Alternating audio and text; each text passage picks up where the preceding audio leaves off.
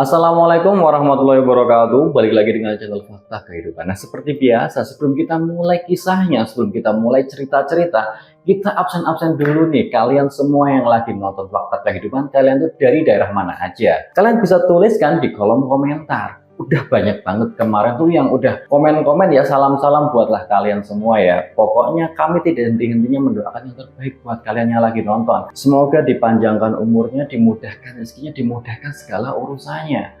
Kali ini itu Fakta Kehidupan ada sebuah kisah dari salah satu subscribernya. Nah, kisah ini menceritakan seorang pria yang dituntut mahar 100 juta oleh keluarga pacarnya. Ada seorang pria itu dituntut mahar 100 juta apabila ingin menikahi pacarnya. Namun malah endingnya beberapa tahun kemudian wanita ini yang justru menyesal. Gimana ini? Pasti dari kalian banyak banget yang penasaran dengan kisah ini. Gak usah lama-lama lagi, kita masuk ke ceritanya.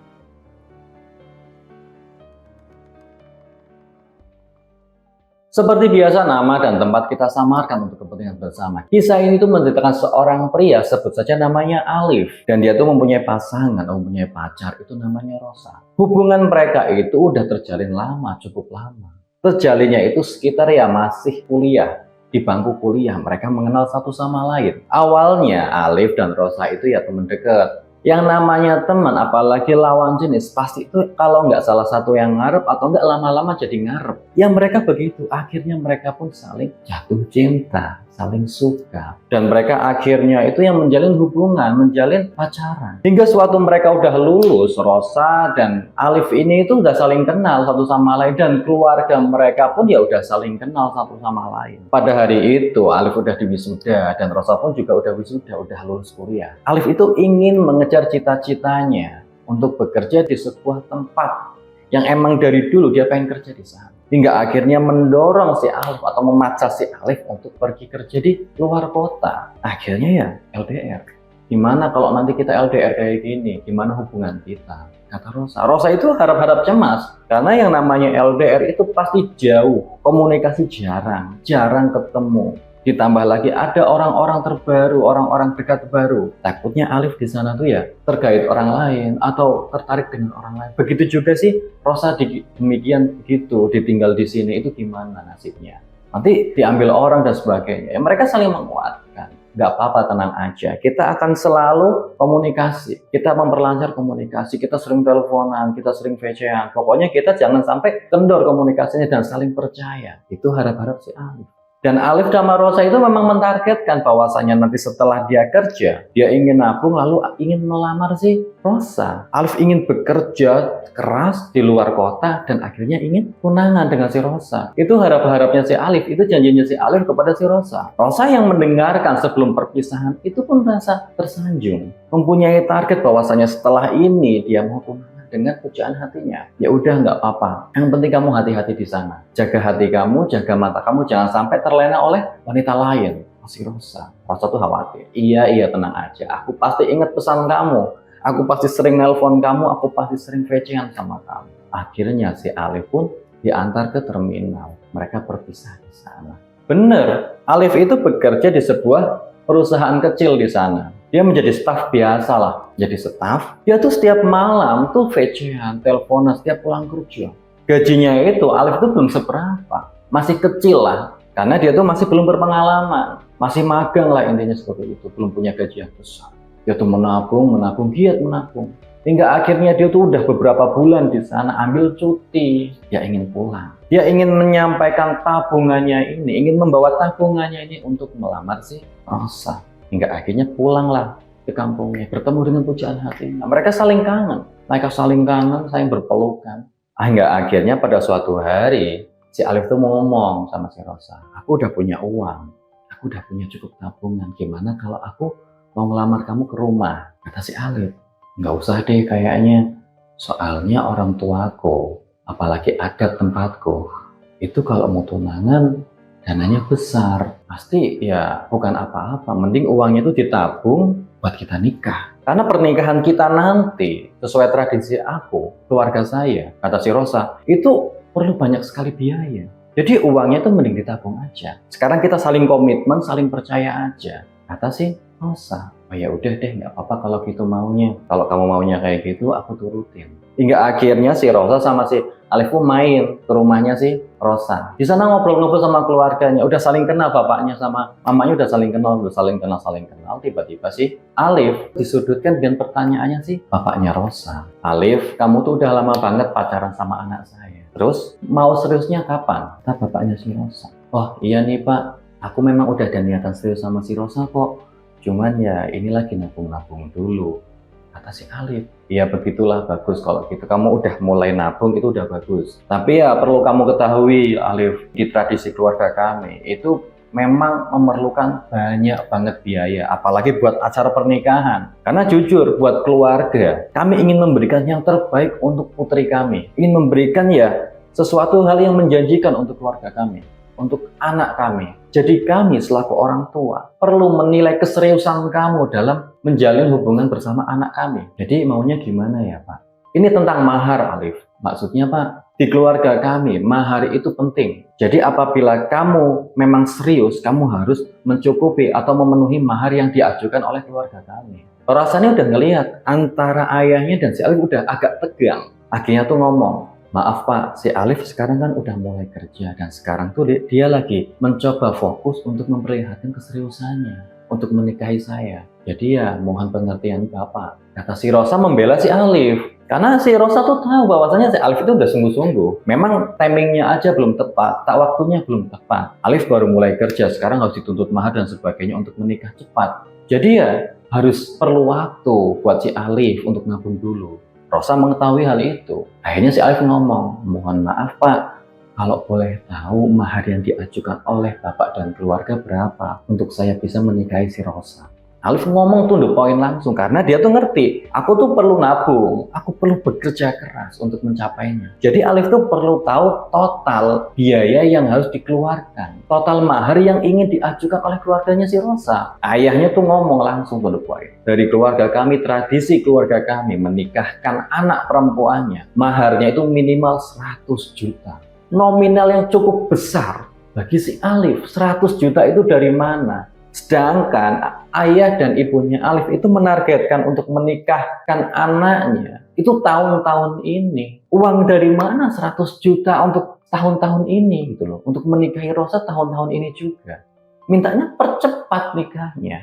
Pak, maaf Pak, bukankah nominal segitu itu cukup lumayan ya Pak? Jadi perlu dipertimbangkan lagi deh Pak, kita realistis aja. Kata si Alif. Ya ini memang udah tradisi di keluarga kami. Kalau mau nikah ya uangnya segitu. Ini udah jadi tradisi dan udah jadi budaya kami. Kalau mau nggak mau ya terserah. Kata sih orang tuanya. Udah agak tegang nih. Alif juga udah membela pengen cari jalan tengah. Tapi ayahnya tetap aja kekeh. Minimal 100 juta. Rosa pun bingung yang melihat situasi seperti ini antara ayah dan si Alif ini. Rosa bingung. Maaf Pak, aku pengen ngomong dulu sama Mas Alif 4 mata. Kata si Rosa. Sambil menarik tangannya si Alif, si Rosa itu menggendeng Alif itu menjauh dari tempatnya dan ibunya. Dia ngobrol 4 mata. Mas maaf, ini udah jadi kebiasaan dan budaya keluarga kami. Jadi tolong dipenuhi syaratnya dari ayah. Kata si Rosa. Ya tapi kamu ngerti dulu lah, aku tuh baru kerja.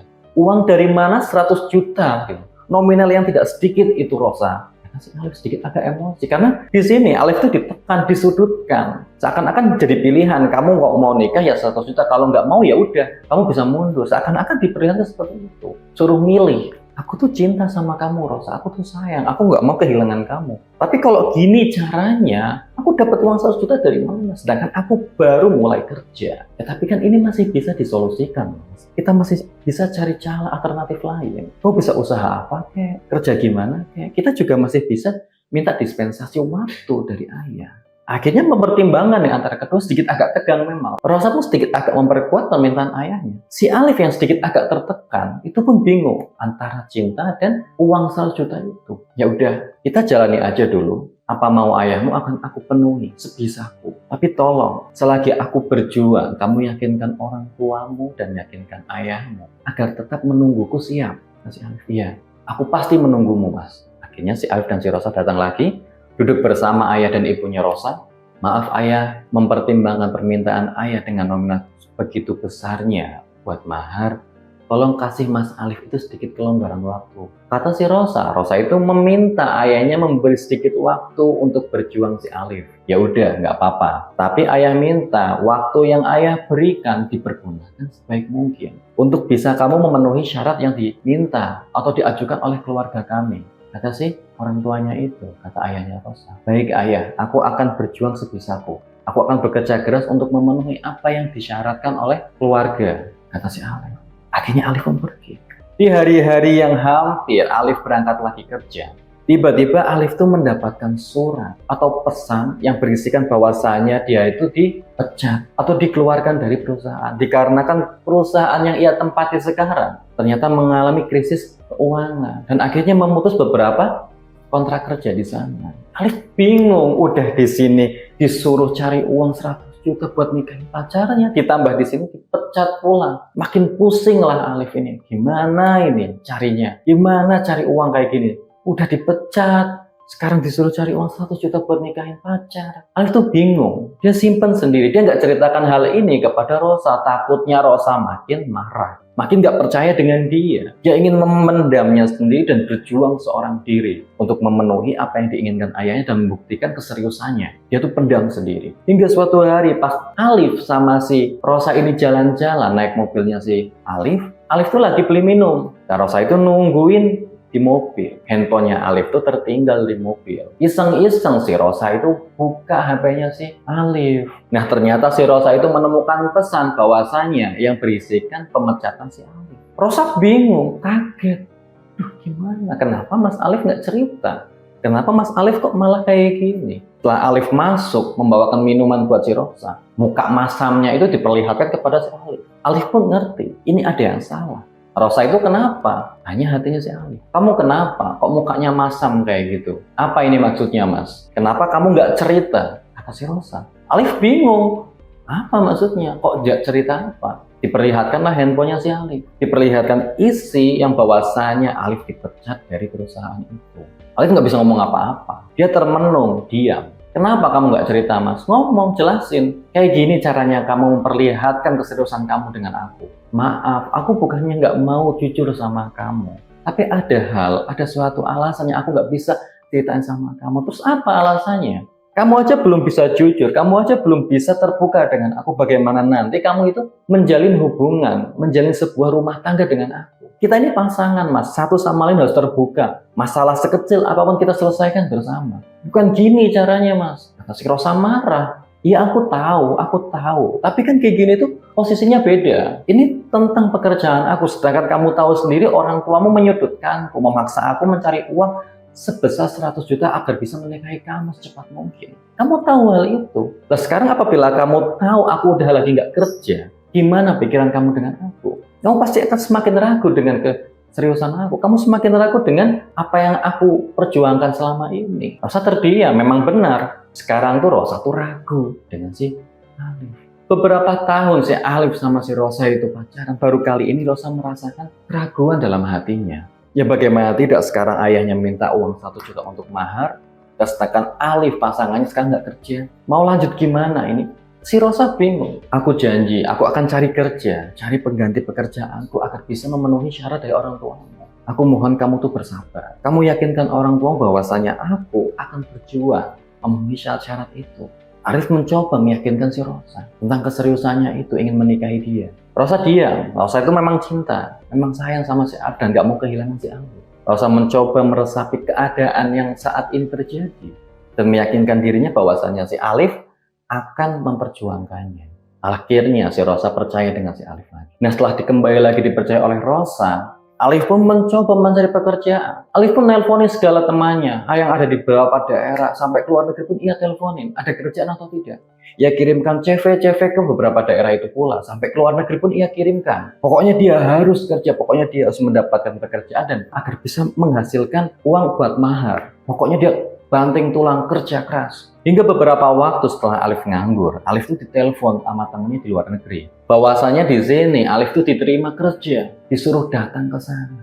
Alif bingung. Nah sekarang kerja di luar negeri, harus LDRan lagi sama pacarnya, sama si Rosa. Tapi nggak ada cara lain, nggak ada jalan lain. Ini udah cepat mungkin harus mendapatkan uang. Jadi apa yang harus ia korbankan, ia korbankan. Akhirnya dia datang ke Rosa, menjelaskan bahwasannya, Rosa, aku ini diterima kerja di luar negeri. Aku mau nggak mau, bila ingin cepat mendapatkan uang, aku harus kerja di sana. Aku nggak mau kehilangan kamu, aku nggak mau orang tuamu ragu dengan keseriusan aku. Aku pokoknya harus kerja, walaupun itu harus keluar negeri. Kamu harus mohon bersabar. Rosa pun bingung, LDR lagi. Sedikit agak kecewa. Yang kemarin aja udah empot-empotan, rasanya sekarang harus LDR lagi. Tapi ya gimana lagi, diyakinkan oleh si Alif kayak gitu. Setelah kerja di sana, ya yakinkan mendapatkan uang lalu pulang langsung nikah. Itu mimpi mereka. Ya udah deh nggak apa-apa, aku akan bersabar di sini, nunggu kamu kembali. Yang penting kamu tuh baik-baik di sana, jaga diri di sana, kata si Rosa. Hingga akhirnya si Alif tuh diantar ke bandara oleh Rosa. Di sana saat Rosa dan Alif hendak berpisah, si Rosa itu mewek, memperlihatkan memang kepedihannya akan jauh dari pacarnya itu, si Alif. Tapi sekali lagi si Alif tuh meyakinkan bahwasanya kepada si Rosa, iya nanti aku pasti kembali, aku pasti pulang membawa uang, memenuhi mahar yang dijanjikan, yang diminta oleh orang tuamu. Aku pasti berjanji menikahi kamu setelah aku pulang, kata si Alif meyakinkan si Rosa. Rosa tuh tahu perpisahan itu pasti lama, karena uang 100 juta itu tidak akan instan, tidak akan cepat terkumpulnya. Rosa tuh harap-harap cemas. Ia memeluk pacarnya itu si Alif dengan begitu mesra dan begitu tangisannya. Hingga akhirnya mereka pun terpisah di bandara itu. Nah, sesampainya Alif di luar negeri, Alif itu langsung kerja. Langsung diterima kerja di perusahaan itu. Ya memang sampainya di sana itu dia sebagai karyawan biasa. Tidak belum menonjol. Tapi di sana Alif tuh bekerja giat. Pekerjaannya itu giat, pekerjaannya itu bagus, memberikan ya kontribusi yang bagus untuk perusahaan. Dia kerja terus. Tapi gajinya Alif itu kalau dihitung itu nggak seberapa. Buat hidup di sana, buat nabung, buat memenuhi mahar yang diminta untuk menikahi si Rosa. Akhirnya si Alif tuh berpikir keras, gimana caranya mendapatkan uang lebih. Alif tuh bekerja keras mikir. Nah, Alif tuh ingat teman-temannya di kantor itu sering ngeluh. Aku tuh kalau berangkat kerja kadang tuh nggak sempet sarapan. Kadang mau sarapan keluar aja, turun dari lantai dia kerja di perusahaan itu, di gedung perusahaan. Dia tuh males. Keluhan-keluhan itu banyak gitu loh. Akhirnya Alif tuh berpikir, ini mungkin bisa jadi peluang usaha. Akhirnya Alif tuh bikin catering kecil-kecilan. Yang pertama awalnya 6 kotak aja, 6-5 kotak. Untuk beberapa teman karyawannya aja, karena yang membutuhkan cuma segitu.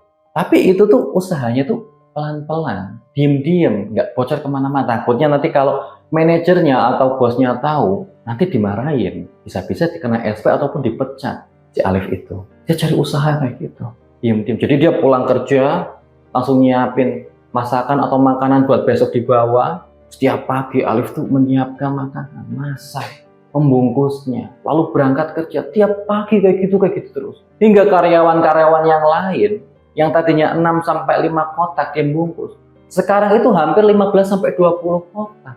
Tiap paginya banyak yang pesan karena karyawan-karyawan di sana memang suka sama makanannya sih Alif. Dia tuh jarang dan males banget buat bawa sarapan dari rumah atau enggak sarapan di rumah. Jadi dia tuh ke perusahaan berangkat kerja, pesan makan sama Alif bawain kayak gitu. Dan itu pun masakannya si Alif udah enak, harganya juga terjangkau. Jadi tuh banyak banget yang suka dengan makanannya si Alif. Jadi banyak yang pesan sama si Alif. Alif pun makin banyak pemasukannya, makin banyak tabungannya. Tabungannya dia udah hampir memenuhi syarat buat maharnya si Rosa. Nah, tiap malamnya si Alif sama si Rosa itu teleponan, cerita satu sama lain. Nah, Alif tuh cerita, uang yang terkumpul, tabungannya sekarang itu udah banyak. Udah hampir memenuhi apa yang diajukan oleh orang tuanya buat mahar. Alif tuh seneng banget cerita kayak gitu sama si Rosa. Nah, setelah pulang kerja dari pekerjaannya itu, Alif tuh pulang. Di depan pintu ada sebuah paket bingkisan. Apa ini? Ternyata itu dari kampung halamannya, dari tempatnya si Rosa. Dilihatlah, akhirnya dia bawa masuk. Mungkin ini paket dari Rosa itu adalah sebuah kejutan buat si Alif. Atau mungkin barang-barang yang pengen ia berikan kepada si Alif atau sebangsanya. Alif pun semangat membukanya. Ternyata ada 2 barang di sana. Alif terkejut bukan main. Dia gemetar memegang benda itu. Benda yang pertama adalah surat berisikan tentang undangan pernikahan si Rosa. Rosa mau menikah dengan pria lain. Di situ ada undangannya, mengundang si Alif. Alif shock. Bukankah baru kemarin teleponan, baru kemarin ngomong buat menikah, Kok sekarang malah si Rosa udah mau menikah dengan orang lain? Dan satunya lagi ada secari kertas bertuliskan alasan permintaan maafnya si Rosa. Intinya dia di sana tuh dipaksa menikah dengan pria lain yang lebih mapan. Dia tidak bisa menolaknya demi kepentingan keluarga. Alasan-alasan ini tidak bisa diterima oleh si Alif. Dia sedikit marah, kecewa, kenapa jadi seperti ini? Ternyata selama ini berjuang untuk bisa hidup, untuk bisa memenuhi syarat apa yang diinginkan orang tua, berujung sia-sia. Alif sedikit kecewa di sana. Alif harus mendapatkan alasan yang sebenarnya dari Rosa secara langsung. Hingga akhirnya Alif meminta izin untuk pulang ke rumah. Alif memutuskan untuk pulang ke daerahnya, menemui Rosa. Di hari pernikahannya, sesampainya di sana, rumahnya Rosa itu sedang dihiasi dengan panggung-panggung untuk pernikahan, dengan dekorasi-dekorasi yang begitu meriah. Alif datang begitu terkejut. Dan kedatangannya si Alif diketahui oleh ibundanya si Rosa. Loh, Nak Alif datang juga. Apa sih ibunya itu? Ibunya nggak tahu bahwasannya Alif itu akan datang ke pernikahannya si Rosa. Ada apa ini, Bu? Gimana Rosa? Tanya si Alif dengan begitu sedihnya. Oh maaf Nak Alif, ini sedang ada acara pernikahannya si Rosa. Apa kamu nggak tahu? Apa kamu nggak diundang sama si Rosa? Oh jadi seperti ini Bu. Jadi ini alasannya. Maaf Nak Alif, kami harus memberikan yang terbaik untuk anak kami, kata ibunya itu. Akhirnya Alif pun hanya bisa terduduk di sana melihat Rosa datang dengan gaun putih yang begitu indahnya, datang di sana bersanding dengan seorang pria yang ia pun kenal. Pria ini bernama Irwan. Irwan itu memang suka dengan Rosa. Orang tuanya itu pun mendukung bahwasannya Irwan mau nikah dengan si Rosa. Tapi Rosanya malah suka sama si Alif. Jadi di situ tuh Irwan datang sebagai pemenang. Irwan itu adalah seorang orang kaya, anak orang kaya. Jadi orang tuanya si Rosa itu suka sama si Irwan.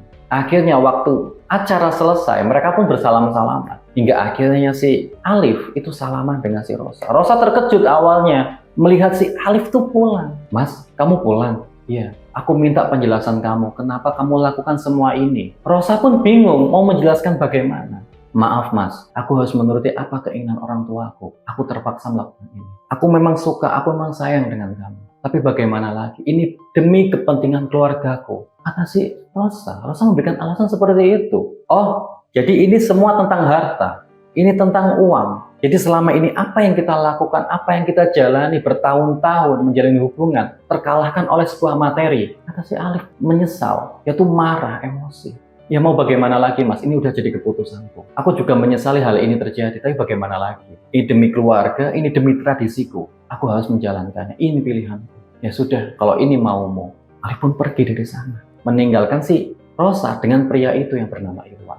Akhirnya Alif pun berangkat lagi kerja. Dengan patah hatinya, dengan hancurnya hatinya si Alif itu berangkat lagi kerja. Patah hatinya si Alif ini membuat ia tidak semangat untuk bekerja. Walaupun dia menjalankan tugasnya dan menjalankan usaha cateringnya itu secara diam-diam tetap berjalan. Tapi dia terus nggak semangat seperti dulu. Sekarang apa yang ia nanti, apa yang ia bangun selama ini hancur. Yang ia tabungkan uangnya itu udah mau buat apa sekarang? Bingung dia. Dia tetap bekerja terus. Hingga suatu malam Alif tuh udah bosen banget. Bingung. Gabut di rumah dengan patah hatinya dan kekecewaannya. Selalu mengingat Rosa, selalu mengingat Rosa. Akhirnya dia pun keluar jalan-jalan di sekitar kompleknya itu. Dia tidak disangka ternyata di sekitar komplek itu ada sebuah musola. Dia datang ke sana untuk sekedar untuk sholat saja. Di sana itu ada beberapa pemuda yang sedang duduk-duduk. Terlihat di sana. Akhirnya dia tuh ngobrol-ngobrol dengan pemuda itu. Ternyata dari beberapa pemuda itu adalah seorang pengangguran. Mereka itu enggak sekolah tinggi. Dia tuh sampai sekolah SMA aja dan kesulitan mencari kerja. Tapi mereka tetap bahagia menjalani hidup seperti biasa. Akhirnya Alif tuh bercermin dengan mereka. Aku bisa bekerja, aku dapatkan pekerjaan, aku juga mendapatkan uang. Aku merasa beruntung. Kenapa aku harus mengeluh karena wanita? Sedangkan mereka aja dengan kehidupan yang sederhana aja bisa bahagia, bisa ketawa, biasa bercanda. Sedangkan aku kenapa tidak bisa? Dia menjadi motivasi untuk hidup kembali, untuk bangkit kembali seorang Alif. Akhirnya Alif pun lambat laun sering main ke musola itu, sembari ngobrol-ngobrol dengan pengangguran itu. Hingga suatu ketika ada kejadian di kantornya. Salah satu karyawan itu sedang makan makanannya yang dipesan oleh Alif. Makan di sana. Bosnya itu tahu, datang. Kok kamu dapat makanan dari mana ini? Tanya bosnya itu.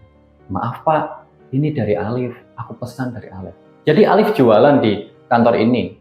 Iya pak. Kata si karyawannya itu, karena takut bosnya itu tahu. Ya udah, panggil Alif sambil bawa satu makanan itu ke tempat saya. Akhirnya Alif dipanggil. Alif, maaf, kamu dipanggil oleh manajer. Ada masalah apa ya? Nggak tahu. Katanya kamu suruh bawa satu kotak makanan masuk ke ruangannya manajer. Pasti kedua ketahuan ini. Bakal jadi masalah ini. Pasti bakal dimarahi. Alif udah apes banget. Udah ketahuan sama manajernya, baru kemarin melihat kejadian Rosa dinikahi orang lain. Hancurlah hari ini si Alif, hancur. Akhirnya datang ke sana Alif dengan muka lesunya. Permisi, maaf Pak. Iya, masuk. Disuruh masuk. Sekarang duduk kamu Alif. Disuruh duduk di sana Alif. Iya Pak, ada apa ya Pak? Kamu bawa makanan? Bawa Pak. Ayo dikasih makanannya. Terus Alif tuh diomongin, kamu jualan di sini? Iya Pak. Apa alasannya kamu jualan di sini? Akhirnya Alif tuh menceritakan bahwasannya beberapa karyawan teman-temannya itu ada yang nggak sarapan, kadang nggak mau sarapan, nggak bawa sarapan dari rumah. Dia malas untuk keluar. Akhirnya dia tuh berinisiatif, ya bikin catering kecil-kecilan, ngasih makanan ke teman-temannya buat usaha kecil-kecilan, dia buat tambahan. Alif memberikan alasan itu kepada manajernya itu. Manajernya mendengarkan dengan seksama alasan Alif itu. Setelah mendengarkan alasannya si Alif, manajernya ngomong, maaf Alif, apakah kalau kamu dengan bekerja seperti ini tidak mengganggu kinerjamu di kantor? Kata manajernya, maaf Pak, saya jamin dengan saya membuat usaha seperti ini, saya tidak akan mengganggu pekerjaan saya di kantor. Saya jamin itu. Ya udah, nggak apa-apa kalau begitu. Yang penting kamu janji apa yang kamu jual itu makanannya sehat. Yang kedua, tidak mengganggu kinerja kamu di dalam kantor. Kata si manajer itu. Baik Pak, baik. Nah, setelah manajernya tahu, bukannya dimarahin atau dikasih SP, malah Alif tuh didukung. Malah Alif tuh didukung oleh manajernya buat catering. Bahkan beberapa pertemuan dengan klien, beberapa pertemuan meeting, bosnya itu, manajernya itu malah minta, malah pesen cateringan sama si Alif. Cateringannya si Alif tuh makin pesat, makin banyak yang disukai, makin banyak pelanggannya. Bosnya sendiri pun malah pesen sama si Alif. Karena harganya terjangkau dan makanannya enak-enak. Alif pun semakin giat bekerja, semakin giat bekerja. Hingga suatu hari bosnya, manajernya tuh ngomong, Alif, kayaknya mending sekarang kamu tuh berhenti kerja aja deh. Kamu kerjasama dengan saya di luar perusahaan. Saya akan jadi investor kamu, menyalurkan dana buat kamu bikin catering-cateringan. Manajernya itu menawari bahwasannya kerjasama dengan dia bikin catering di luar perusahaan. Karena itu sebuah usaha yang menjanjikan. Lihat potensi yang dimiliki Alif. Alif pun mau. Oke Pak, oke, saya mau. Nah, setelah menyetujui bahwasannya mau bikin cateringan, bikin usaha catering di luar perusahaan dan Alif berhenti bekerja di sana, Alif malah bingung. Kalau bikin usaha kan perlu karyawan. Terus bagaimana cari karyawannya? Alif ingat bahwasannya pemuda-pemuda yang ada di musala itu pengangguran. Akhirnya Alif mengajak pemuda-pemuda itu untuk bekerja, bikin catering sama si Alif. Berjalan beberapa bulan, akhirnya cateringnya makin pesat, makin bagus. Akhirnya sampai buka cabang di mana-mana di luar negeri itu. Dia pun bikin kafe buat tempat nongkrong-nongkrong anak-anak muda. Hingga akhirnya kafe itu pun viral. Banyak yang suka datang ke sana tempat nongkrong. Katanya makanannya enak. Makanan tradisional di sana tuh banyak. Khas negaranya sih Alif. Hingga suatu hari ada kejadian. Datanglah suami istri datang ke kafenya si Alif. Ternyata suami istri itu adalah Rosa dan Irwan yang sedang jalan-jalan ke luar negeri. Rosa tuh ngomong sama si Irwan bahwasanya tempat ini tuh asik, katanya tuh rame banget, viral. Katanya tuh masakan-masakan khas negara kita tuh ada di sini. Aku tuh penasaran bagaimana mau nyicipin rasanya. Rosa tuh ngomong kayak gitu sama Irwan. Irwan pun ngomong, emang bener. Kayaknya sih memang dari tempatnya kelihatan bagus.